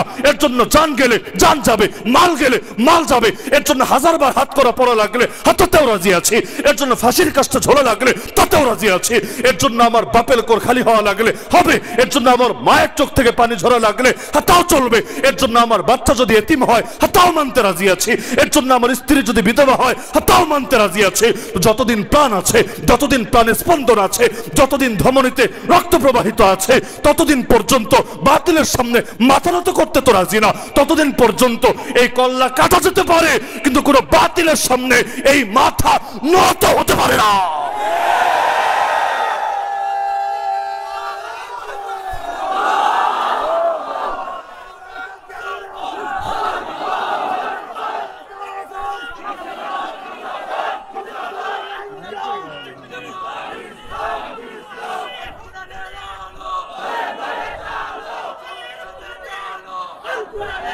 আমি তো এটাই বুঝি, আমার নবী সর্বশেষ নবী মানেই হলো আমার নবীর আইন সর্বশেষ আইন, আমার নবীর বিধান সর্বশেষ বিধান, আমার নবীর শরীয়ত সর্বশেষ শরীয়ত, আমার নবীর সুন্নাহ সর্বশেষ সুন্নাহ, আমার নবীর পথে সর্বশেষ পথ, আমার নবীর মতে সর্বশেষ মত, আমার নবীর আদর্শই সর্বশেষ আদর্শ, আমার নবীর বিধানই সর্বশেষ বিধান। এরপর আর কারোটা বাস্তবায়িত হতে পারে না, এরপর আর কারোটা যদি আমার নবীরটা চাইতে বেশি দাবি মনে করি, আর যাই হোক আমি নিজেকে মুসলিম পরিচয় দিতে পারি না, এরপর নামাজ পড়লো বেঈমান, রোজা রাখলো বেঈমান, হজ করলো বেঈমান, যাকাত দিলো বেঈমান। কারণ সর্বশেষ নবী যিনি, তার বিধানকে সর্বশেষ যদি না মানে, এরপর সে যতই নামাজ পড়ুক বেঈমান বেঈমান বেঈমান। কাদিয়ানে নিজেকে নবী দাবি করতে হলো কেন আপনি বোঝেন? অনেকে এটা বোঝে না। এটা জানে ওদেরকে তৈরি করেছে ব্রিটিশরা, এটা তো স্বীকৃত সত্য, ধ্রুব সত্য। ইতিহাসের ব্যাপারে যা ন্যূনতম পড়াশোনা আছে দ্বিমত করতে পারবে না। এখনো পর্যন্ত ওদের হেড অফিস লন্ডনে, এটা কে জানে না? তাহলে ব্রিটিশরা তৈরি করলো, এখনো ব্রিটিশরা পারলো, আর পশ্চিমাদের যত এজেন্ট হয় ওরা ওদের অধিকার নিয়ে বেশি সোচ্চার থাকে। কেন? এমনি এমনি এমনি এমনি। আচ্ছা, ব্রিটিশরা কি মুসলমান ছিল? 190 বছর যে শাসন করেছে ওরা কি মুসলমান ছিল? ওরা কি ইসলামের শাসন চেয়েছিল? না। তাহলে কে নবী কে নবী না, কে মাহদি কে মাহদি না, কে ঈসা কে ঈসা না, এগুলো তো ওদের সাবজেক্টই হওয়া উচিত ছিল না। স্বাভাবিক ব্যাপার বোঝেন, ওরা যেহেতু ধর্মীয় লোক না, ওরা যেহেতু ধর্মের প্রতিনিধিত্ব করে না, ভাই যারা ধর্ম নিয়ে চলে এদের অনেক সময় টুকটাক ব্যাখ্যা ট্যাখ্যা লাগে।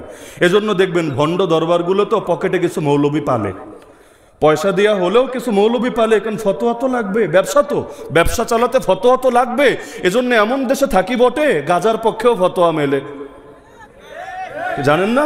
গাজার পক্ষে ফতোয়া মেলে তো সূরা আর রহমানের আয়াত দিয়ে, এমন আয়াত যেটা সবাই জানে, ফাবি আইয়ি আলাই মাশাআল্লাহ, সবাই জানে এই আয়াত তো ছোটবেলা থেকে পড়ে আসছি, এটা আবার গাজার দলিল হলো কিভাবে? হ্যাঁ, এমন লোকও বের হয়েছে, আল্লাহ মাফ করুক, এরা আবার কোনো মাহফিল ওয়াজও করে, ওই ভণ্ডদের প্রোগ্রামে আর কি ওয়াজও করে। দলিল কি? আয়াতের অর্থ হলো তোমার রবের কোন নেয়ামতকে অস্বীকার করবা, হে জিনার ইনসান, তোমার রবের কোন নেয়ামত অস্বীকার করবো? ওদের দলিল হলো সমস্ত মাখলুকই তো আল্লাহর নেয়ামত, আল্লাহ তো ফাউজেনের সৃষ্টি করেন নাই, আল্লাহ তো বেহুদা কাজ করেন না, এটা আল্লাহর শান না। তাহলে গাজা বা সিদ্ধিপাতা এটাও তো আল্লাহর একটা মাখলুক। তো আল্লাহ তো বলেছেন কোনো মাখলুককে অস্বীকার করা যাবে না, কোনো নেয়ামতকে অস্বীকার করা যাবে না। আর নেয়ামতের উপর শুকরিয়া আদায় করলে নেয়ামত বাড়ে, শুকরিয়া আদায় না করলে আল্লাহর আযাব আসে। তাহলে এটাও তো একটা নেয়ামত বটে। সামান্য চেকই যদি না করি শুকরিয়া আসবে কিভাবে? কোনো জিনিস না বুঝা শুকরিয়া আদায় করে কিভাবে? সুতরাং তাদের ফতোয়া 2 পয়েন্ট কত গ্রাম যেন, আমার অ্যাকুরেট পরিমাণটা স্মরণ নাই, যেহেতু এইগুলোর সাথে আমার কোনো সম্পর্কও নাই। 2 পয়েন্ট কত গ্রাম পর্যন্ত নাকি খাওয়া বৈধ আছে, বেশি খাওয়া যাবে না, এতে ওদের ধর্মে হারাম হবে, এতটুকু যাবে। আমি প্রথমে অবাক হয়েছিলাম যে এই দেশে গাঁজা খায় এমন লোকের পীর মানার মানুষও আছে, কিভাবে সম্ভব? ছোটবেলায় খটকা লাগতো আর কি, গাঁজা খায়, কাপড় চোপড় পরে না, এদেরকে পীর মানার লোক আছে।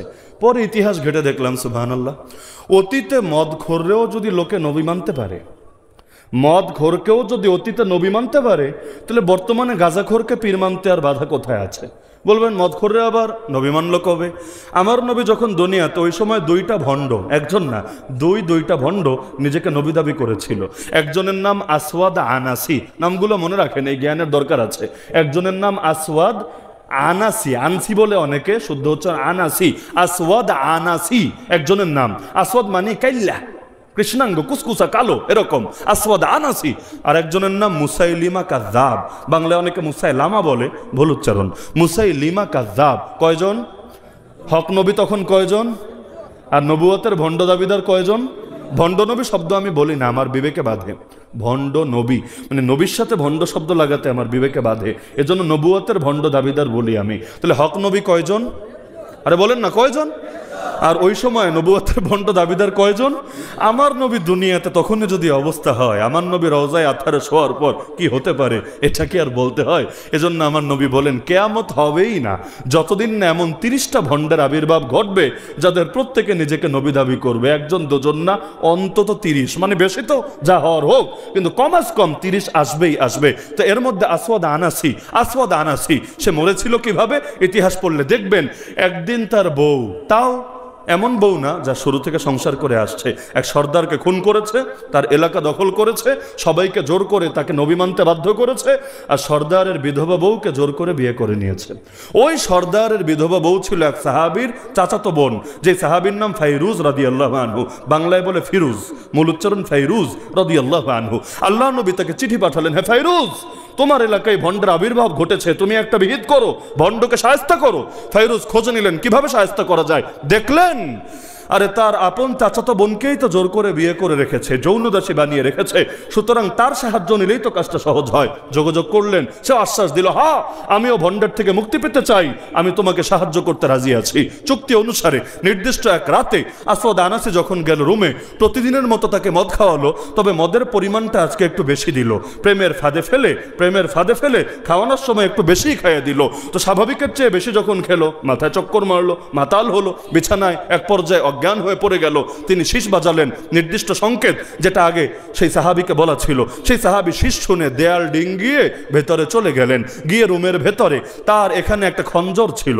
ছুরি আর খঞ্জরে পার্থক্য আছে, ছুরির এক পাশে ধার থাকে, খঞ্জরের 2 পাশেই ধার থাকে। খঞ্জর বের করলেন, অন্ধকারে আলো না জ্বালিয়ে হাতরে ওই পর্যন্ত চলে গেলেন, গিয়ে ওর গলায় হাতটা রাখলেন, এরপর খঞ্জরটা বের করে গলা কাটতে শুরু করলেন। এখন গলা কাটা শুরু হলে এক ধরনের আওয়াজ হয় না? কোরবানির সময় গরু ছাগলের গলা কাটার সময় দেখেন না এক ধরনের কেমন গড়গড় আওয়াজ বের হতে থাকে। আর ওই জামানায় তো মাইক নাই, রাতের বেলা মেশিনারিজ নাই, কোনো আওয়াজ টাওয়াজ নাই, রাতের পিনপতন নীরবতায় শব্দ তো বেশি দূরই যেয়ে থাকে। তো এখন যখন তার গলা কাটা হচ্ছিল, এই গড়গড় আওয়াজ দূর পর্যন্ত চলে গিয়েছিল। খাদেমরা অর্থাৎ তার সিকিউরিটি গার্ড যারা ছিল দৌড়ে আসলো, আরে কি কোনো সমস্যা নাকি? রুমে তো ঢুকে যেতে পারে না, যতই হোক নারী আছে, রুমে তো ঢুকতে পারে না, বাইরে থেকেই বলে কোনো সমস্যা হচ্ছে নাকি, কেমন কেমন আওয়াজ শোনা যাচ্ছে। তো তার স্ত্রী বের হয়ে আসলো, অর্থাৎ যাকে জোর করে বিয়ে করে রেখেছে, মদ যে খাইয়েছে, বের হয়ে আসলো। সে বলে, আরে না, তোমরা টেনশন করো না। কি হয়েছে বোঝো নাই? আন-নাবিয়্যু ইউহা ইলাই, এটা যতবার পড়ি আমার চরম হাসি আসে। আন-নাবিয়্যু ইউহা ইলাই অর্থ হলো ওই টেনশন করো না, নবীর কাছে ওহী আসছে। তা ওহী তো ভারী জিনিস, ডাউনলোড হতে গেলে টুকটাক আওয়াজ তো হতেই পারে, ব্যাপার না।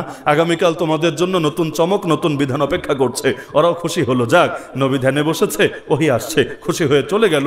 এদিকে ফাইরুজ রাদিয়াল্লাহু আনহু কল্লা নিয়ে রাতের মধ্যেই নবীর কাছে পৌঁছে গেল। আল্লাহ নবী থেকে জান্নাতে সুসংবাদ শুনিয়ে দিলেন।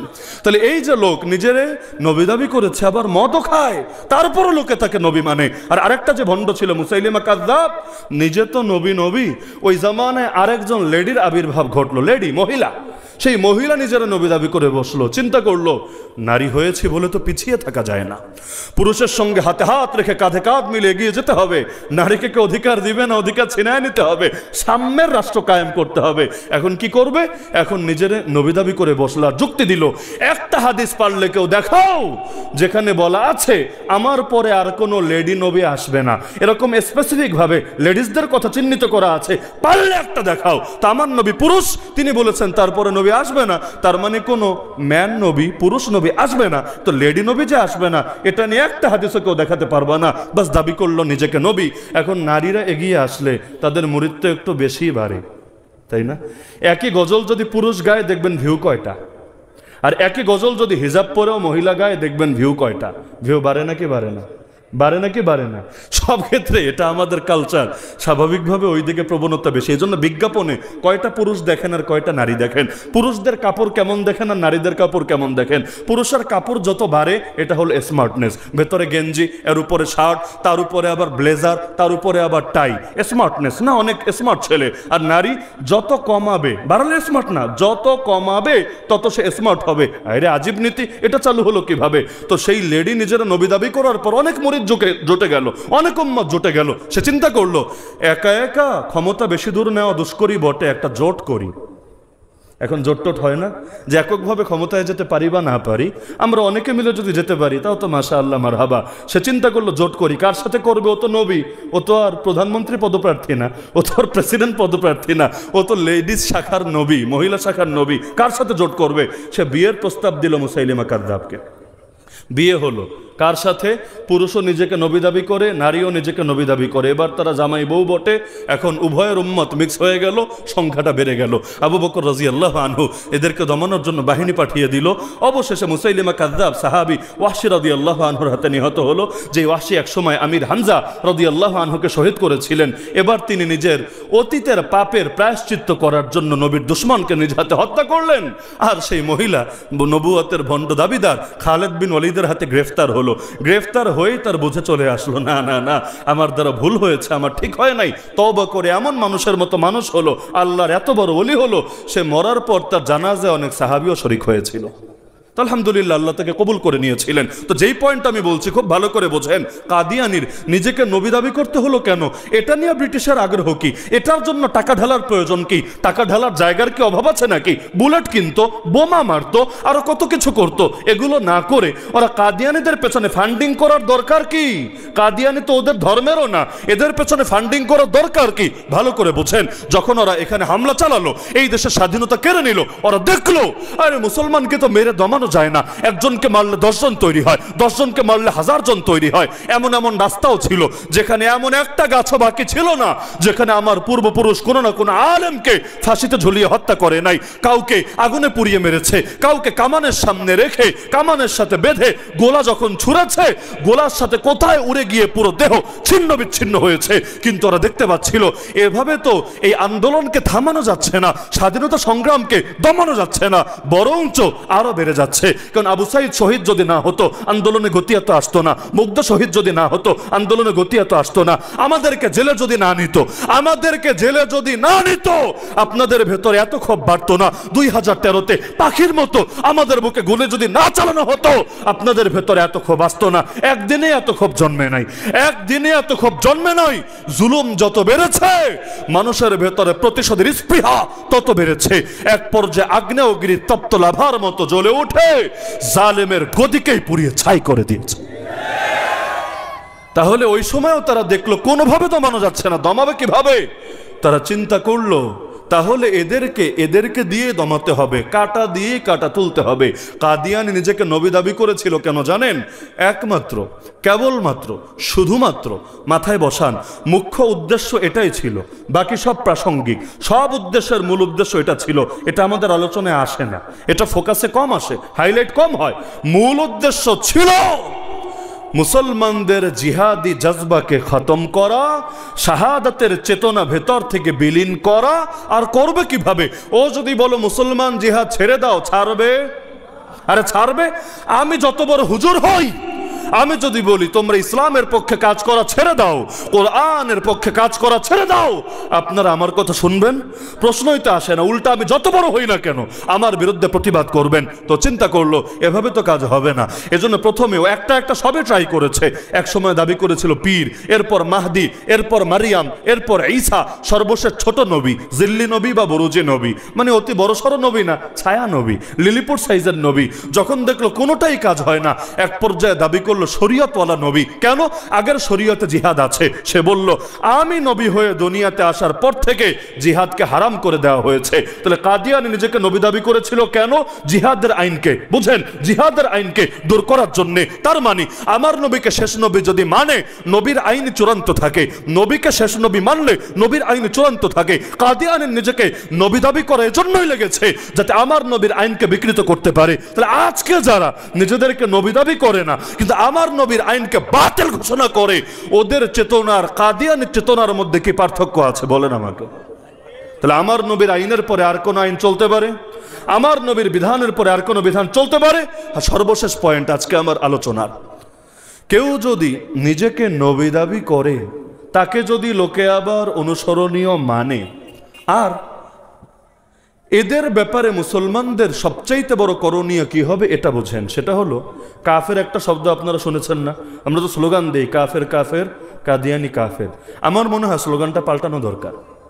থাক, একদম বাদ না, তবে এর সাথে আর একটা সংযোজন দরকার। কেন? মনে করেন একটা লোক ধর্ষণ করেছে, আর একজন ধর্ষণ করে খুনও করে ফেলেছে। দুইটা কি এক না পার্থক্য আছে? বিচার কি এক হবে না? বিচারে পার্থক্য আছে।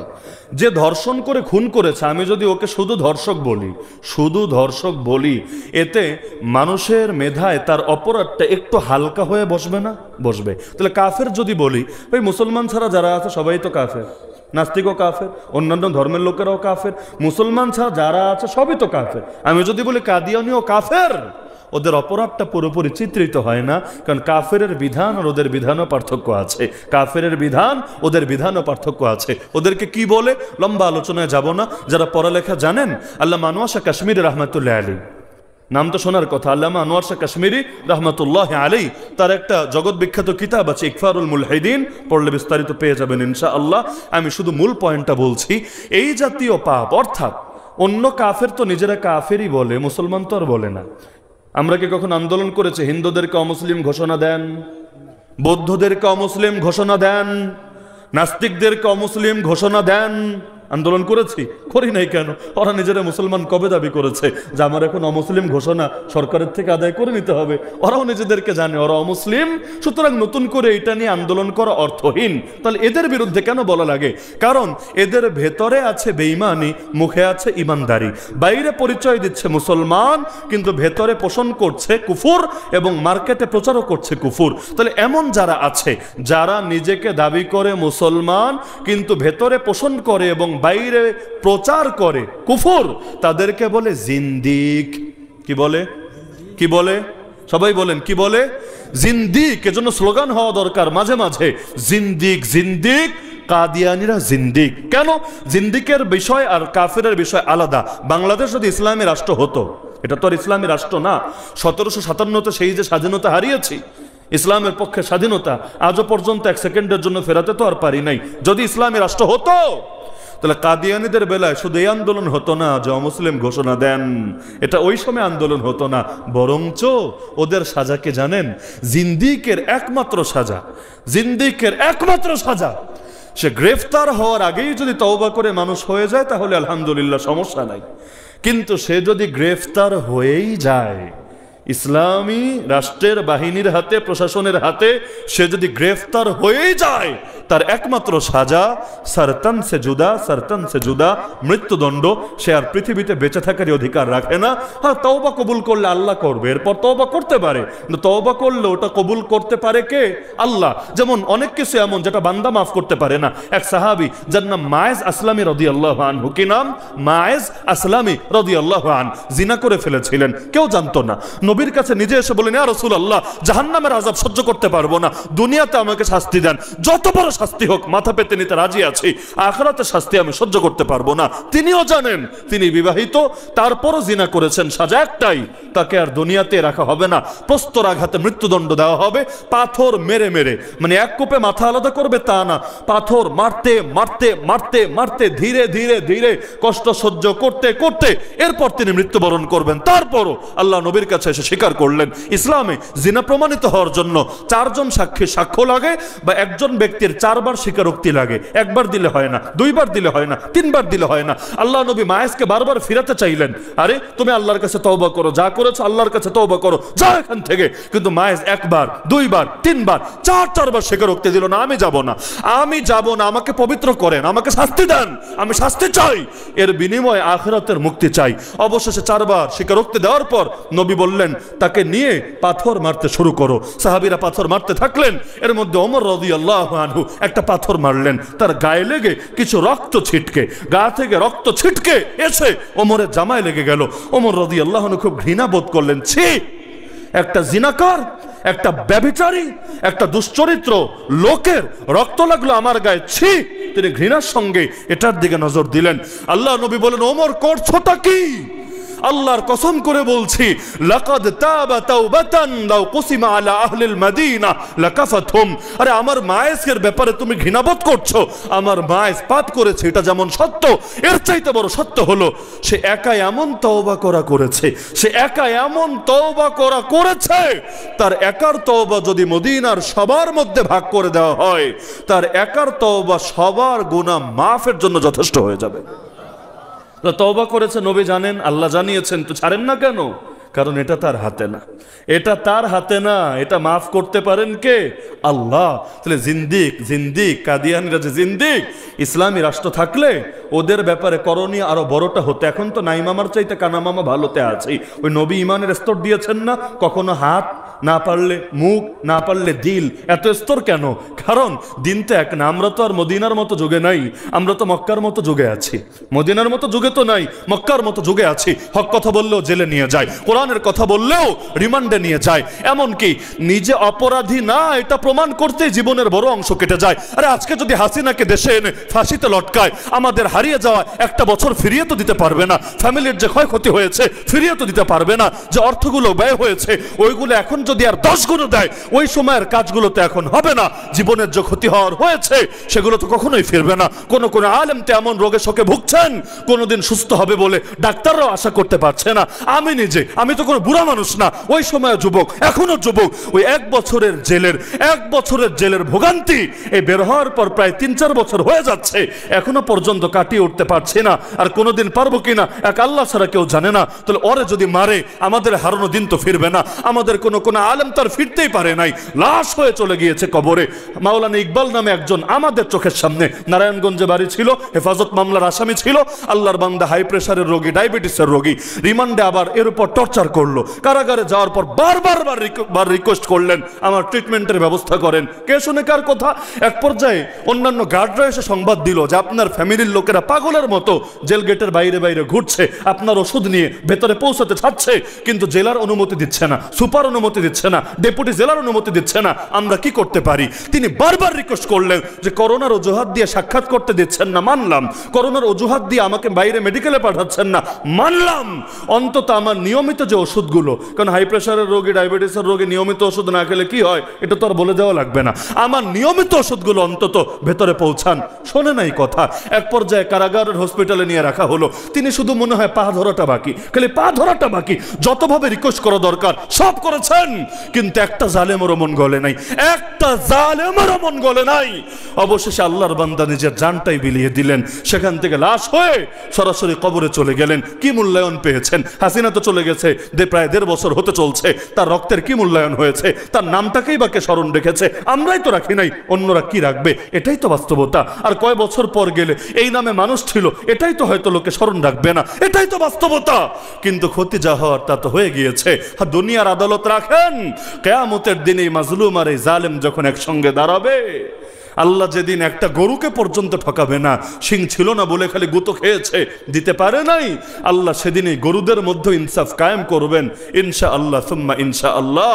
মুমিনরা সব কিছু সেদিনই বুঝে নেবে ইনশাআল্লাহ। ওই আশাই তো আমরা বুক বেঁধে আছি। আমার নবীকে সর্বশেষ নবী মানেন? আমার নবীকে সর্বশেষ নবী মানেন? যারা মানে না তাদেরকে মুসলমান মনে করেন, কি মনে করেন? অমুসলিম, কাফের। শুধু যেন তোরা কাফের না, যদি নিজেদেরকে ওরা মুসলমান পরিচয় দেওয়ার চেষ্টা করে তাহলে খালি কাফের না, তাহলে জিন্দিক, জিন্দিক, নিকৃষ্টতম কাফের, সাধারণ কাফের না। কারণ সাধারণ কাফেরকে চুক্তি করে ইসলামী রাষ্ট্রে রাখা যায় না, জিজিয়া নিয়ে, কর নিয়ে এদের সাথে চুক্তি করে ইসলামী রাষ্ট্রে রাখা যায় না। জিন্দিক তো থাকতে পারে না। জিন্দিক তওবা করলে আল্লাহ বুঝবে, কিন্তু গ্রেফতার যদি একবার করা হয় তাহলে তাকে আল্লাহর কাছে পাঠায় দিতে হবে, এছাড়া দুনিয়াতে আর কোনো পথ থাকবে না। তা আমার নবীকে সর্বশেষ নবী মানলে আমার নবীর আইনকেও সর্বশেষ আইন মানতে রাজি আছেন তো ইনশাআল্লাহ? তাহলে চলেন আমাদের লড়াই হোক আল্লাহর জমিনে নবীর আদর্শ প্রতিষ্ঠার জন্য। কারণ আল্লাহ পর্যন্ত পৌঁছতে চাইলে রাস্তা একটাই খোলা, সেই রাস্তার নাম মুহাম্মাদুর রাসূলুল্লাহ সাল্লাল্লাহু আলাইহি ওয়াসাল্লাম। সুতরাং কাদিয়ানীরা নবীকে সর্বশেষ নবী মানেন, এটা যেমন সত্য, আমরা অনেকে মুসলমান পরিচয় দিয়েও নবীর আদর্শকেই সর্বশেষ আদর্শ মানতে পারি না, এটাও কিন্তু সত্য। আমাদের কাছে নবীর আদর্শের চাইতে অনেক সময় কাফের মুশরিকদের আদর্শ বড় হয়ে যায়।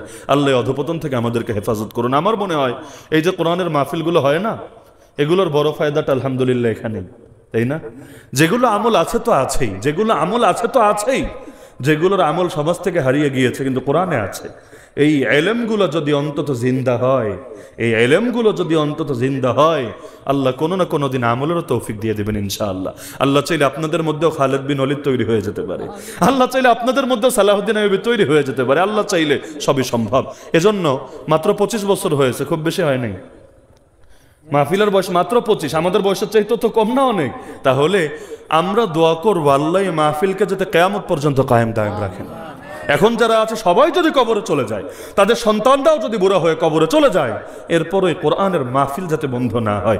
দেশ থেকে বিদেশ থেকে যারা সহযোগিতা করেন আমি সবার প্রতি আন্তরিকভাবে কৃতজ্ঞ। কারণ আমি যদিও এলাকার মানুষ না, আমার বাড়িটা সুজানগরও না, মৌলভীবাজারও না, আমার বাড়ি আর এখানে দূরত্ব তো একেবারে কম না, 60-70-80 কিলো হয়ে যেতে পারে, লম্বা দূরত্ব।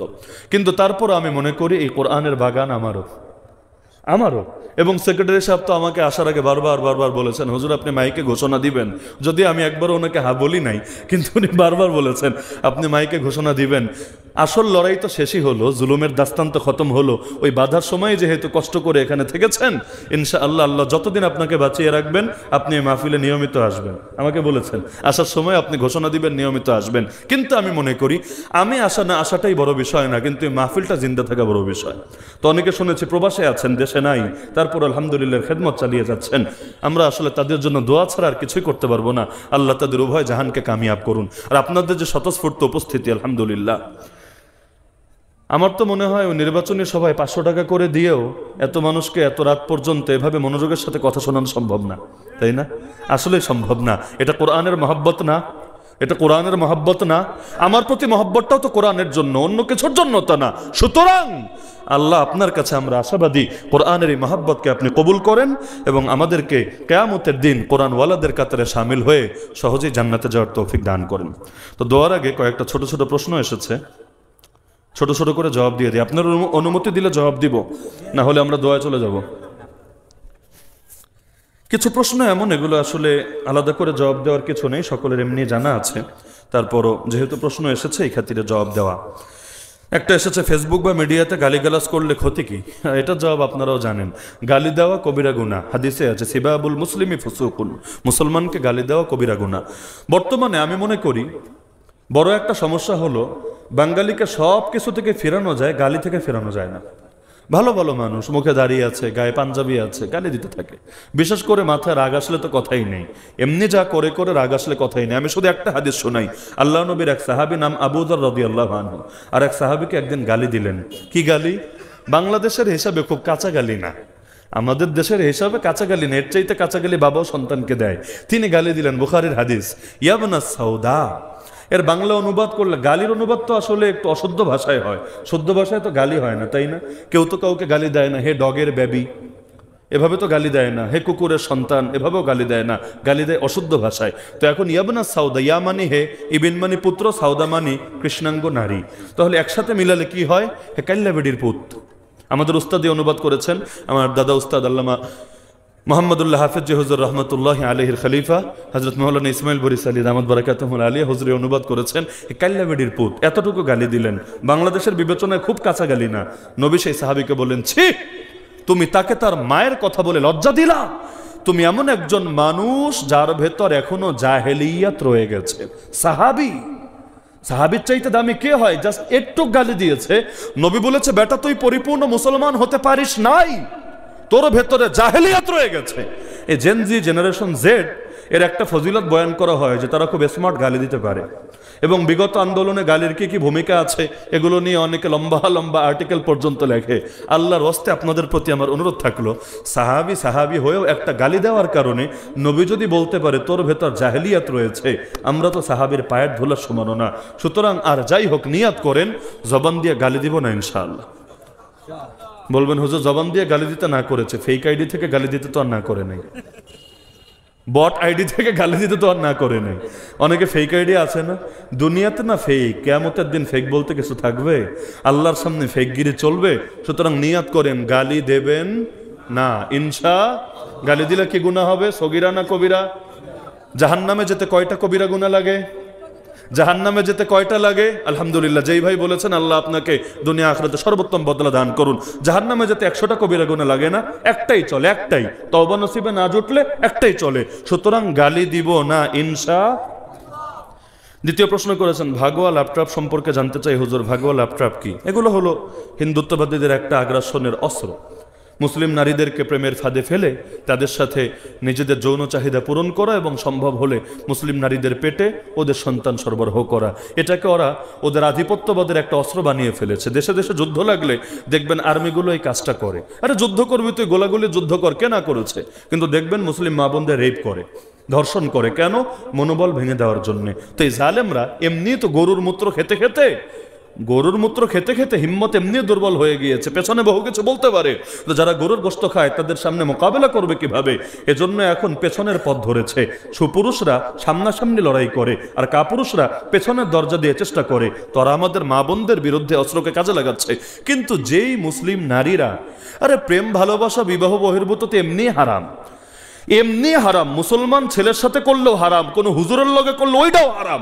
আর সেখানে একটা অমুসলিম, মানে রুচি কতটা নিকৃষ্ট হলে এই কাজ করতে পারে। হ্যাঁ, নিয়ত আবার অনেকের ভালো, মুসলমান বানায় নিব। আরে বেটা, মুসলমান বানানোর জন্য তোরে হারাম করার ঠিকাদারি কে দিয়েছে? মুসলমান কে হবে না হবে এটা তো আল্লাহর হাতে। আল্লাহ না চাইলে নবীর চাচাও মুসলমান হতে পারে না। আবু তালেবকে নবী কালেমা পড়াতে চায়, তারপর আবু তালেবের মুখ থেকে কালেমা আসে না, তো নবী চেষ্টা করেও পারে নাই। তুমি কি হয়ে গেছো? সুতরাং নারীদেরকে আমি মনে করি এগুলোর বিরুদ্ধে সামাজিক অ্যাকশন তো দরকার আছেই, এর চাইতে বেশি দরকার মা বোনদের যেহনি তারবিয়া, তাদের মানসিকতা ঠিক করা। তারা সুযোগ না দিলে সুযোগ পাবে কিভাবে? এক হাতে তো আর তালি বাজে না। আল্লাহ তাদেরকে সংশোধন হওয়ার তৌফিক দান করুন।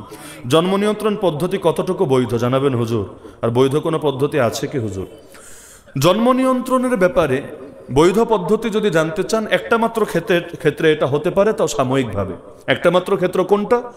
যে নারী এমন কোনো সিচুয়েশনে আছে, মুসলিম অভিজ্ঞ ডাক্তার, অমুসলিম ডাক্তার বললে হবে না, অভিজ্ঞ মুসলিম ডাক্তার বলেছে এই মুহূর্তে সে যদি বাচ্চা নেয় তাহলে এটা তার স্বাস্থ্যের জন্য মারাত্মক ক্ষতি হবে, তার প্রাণনাশও হতে পারে।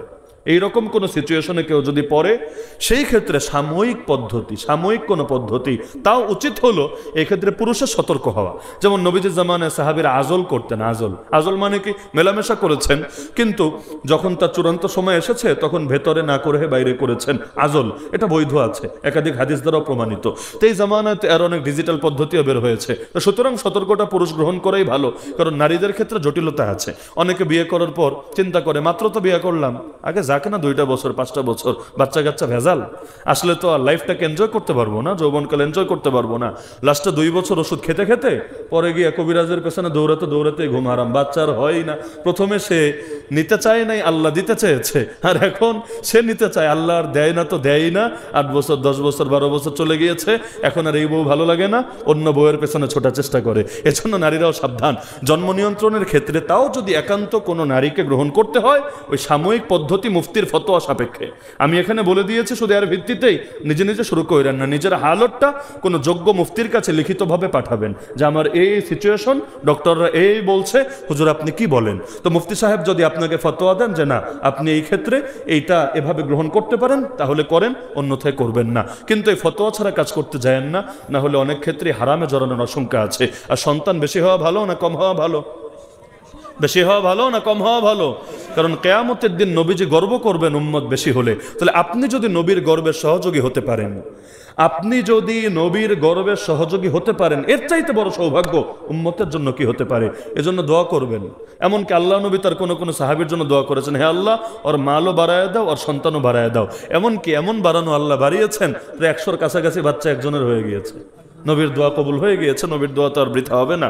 এজন্য চেষ্টায় কমতি করবেন না। সন্তান কার নেয়ামত? আল্লাহর নেয়ামতের শুকরিয়া আদায় করবেন, বুক ভরে গ্রহণ করবেন। যদি মেয়ে হয় বেশি খুশি হবেন, ছেলে হলে তো খুশি হবেন, মেয়ে হলে বেশি খুশি হবেন, কারণ আপনার জান্নাতের পাওয়ার রাস্তা আল্লাহ খুলে দিয়েছেন, আলহামদুলিল্লাহ। হুজুর, যদি মাঠে পুরুষ বক্তা সামনে রেখে মহিলা সমাবেশ করা জায়েজ কিনা? আজীব প্রশ্ন হচ্ছে বাংলাদেশে রাজনৈতিক ব্যানারে। ওয়াজ মাহফিলে তো আর হয় না, রাজনৈতিক ব্যানারে হয়। সামনে সব মহিলারা, আর যিনি কথা বলছেন তিনি পুরুষ। এই ক্ষেত্রে বিষয় হলো, সামনে যে নারীরা আছে তাদের যদি পর্দা নিশ্চিত না করা হয়, যেমন মাঝখানে কোনো আড়ালো নাই, আবার তাদের চেহারাও খোলা বা যা কিছু দেখা হারাম সেগুলো প্রদর্শিত হয়ে আছে, আর একজন বক্তা সে যে দলেরই হোক না কেন, যেই মতেরই হোক না কেন, সামনে এসে মাইক কাঁপিয়ে আগামী দিনে ক্ষমতায় আসলে হ্যাংকারিঙ্গা ত্যাংকারিঙ্গা এভাবে যদি ওয়াদা দিতে থাকে, তাহলে এর দ্বারা চোখের জিনা জিন্দা হবে। যেন তেন কবিরা গুনাহ না খেলে চোখের জিনা আল্লাহ যা দেখা হারাম করেছেন সেটা আপনি দেখছেন অবাধে। আর সব নজর যে এক থাকবে কি গ্যারান্টি আছে? নজরের নিয়ন্ত্রণ তো আমাদের হাতে না। নজরকে বলা হয়তো শয়তানের বিষাক্ত তীর, কঠিন জিনিস। কোন নজর যে আপনার ইমানের জন্য খতরা হবে আল্লাহ ছাড়া কেউ জানে না। সুতরাং মহিলা সমাবেশ যদি করতেই হয়, পর্দার সাথে করতে হবে। যেমন মহিলা ওয়াজ হয় না অনেক সময়, যে 11টা থেকে 12টা নারীদের ওয়াজ হবে। কিভাবে? হুজুর এসে মহিলাদের সামনে বসে চেহারা দেখে ওয়াজ করে না, পর্দার ব্যবস্থা থাকে, আড়াল থেকে কথা বলে। তো আপনার উদ্দেশ্য তো ভোট, উদ্দেশ্য তো নির্বাচন, এর জন্য চেহারা দেখার কি দরকার? এর দরকারটাকে আপনি পর্দা রক্ষা করে বলেন, ইনশাআল্লাহ নারীদের ভেতরেও আপনার প্রতি আস্থা বাড়বে, ভক্তি বাড়বে, যে তার কাছে আমাদের ইজ্জতের দাম আছে, আমাদের সম্মানের দাম আছে। স্কুল, কলেজ, মেলা, মার্কেটে ফ্রি মিক্সিং এর বিধান কি এবং কিভাবে পরিত্রাণ পাওয়া যায়? ফ্রি মিক্সিং থেকে পরিত্রাণ পেতে চাইলে যুব সমাজকে কঠোর হতে হবে, সামাজিক মূল্যবোধ বাড়াতে হবে। আমরা আমাদের ছোটবেলায় দেখেছি আমাদের গ্রামে কোনো ছেলে মেয়ে অবাধে মেলামেশা করবে, হারাম সম্পর্ক রাখবে, কল্পনাও করা যেত না। একদম মুরব্বীরা এমন পানিশমেন্ট দিবে, ওর 14 গোষ্ঠীর এলাকায় মুখ দেখানো কঠিন হয়ে যাবে। আমরা আমাদের সময় দেখেছি এটা। আগে তো আরো যারা মুরব্বী আছেন আপনারা শৈশবে আরো ভালো পরিবেশ হয়তো পেয়েছেন। একজন ছেলে আর একজন মেয়ে কোথাও যদি একান্ত হয়, দেখতে মনে হয় 2 জন, আসলে হয় সেখানে 3 জন। আর একজন কে আসে? মাশাআল্লাহ, সবাই জানেন, মহামান্য শয়তান মহোদয়। দাওয়াত দিতে হয় না, এমনি এসে হাজির হয়ে যায়। তো ফ্রি মিক্সিং এটা ভার্চুয়ালি হলেও হারাম, আর এটা অফলাইনে হলে তো আরো বেশি হারাম। ভার্চুয়ালি কিভাবে? এখানে যারা আছেন মহান সুপুরুষরা আমার সামনে বসে আছেন, একটু খোঁজ নিলে দেখা যাবে অনেকের ফেসবুক ফ্রেন্ড লিস্টের মধ্যে প্রচুর পরিমাণ উইমেন্স আছে, প্রচুর গার্লস আপনার ফ্রেন্ডস আছে, যাক ভার্চুয়াল ফ্রেন্ড আছে, নাই এমন? তাদের সাথে ইনবক্সে একটু হাই হ্যালো সালাম কালাম হচ্ছে, মাঝে মাঝে একজন আরেকজনের পোস্টে লাভ রিয়াক্ট দিচ্ছে, একজন আরেকজনকে কমেন্টে মাশাআল্লাহ, ওয়াও, নাইস, ওয়ান্ডারফুল, খুব সুন্দর সুন্দর সেই প্রশংসা দিচ্ছে। এগুলোর দ্বারা সমাজে জিনা ছড়াচ্ছে নাকি ছড়াচ্ছে না? এর দ্বারা পরকীয়া বাড়ছে নাকি বাড়ছে না? এর দ্বারা আল্লাহর গজব অবধারিত হচ্ছে নাকি হচ্ছে না? সুতরাং ফ্রি মিক্সিং ইসলামে হারাম, হারাম, হারাম।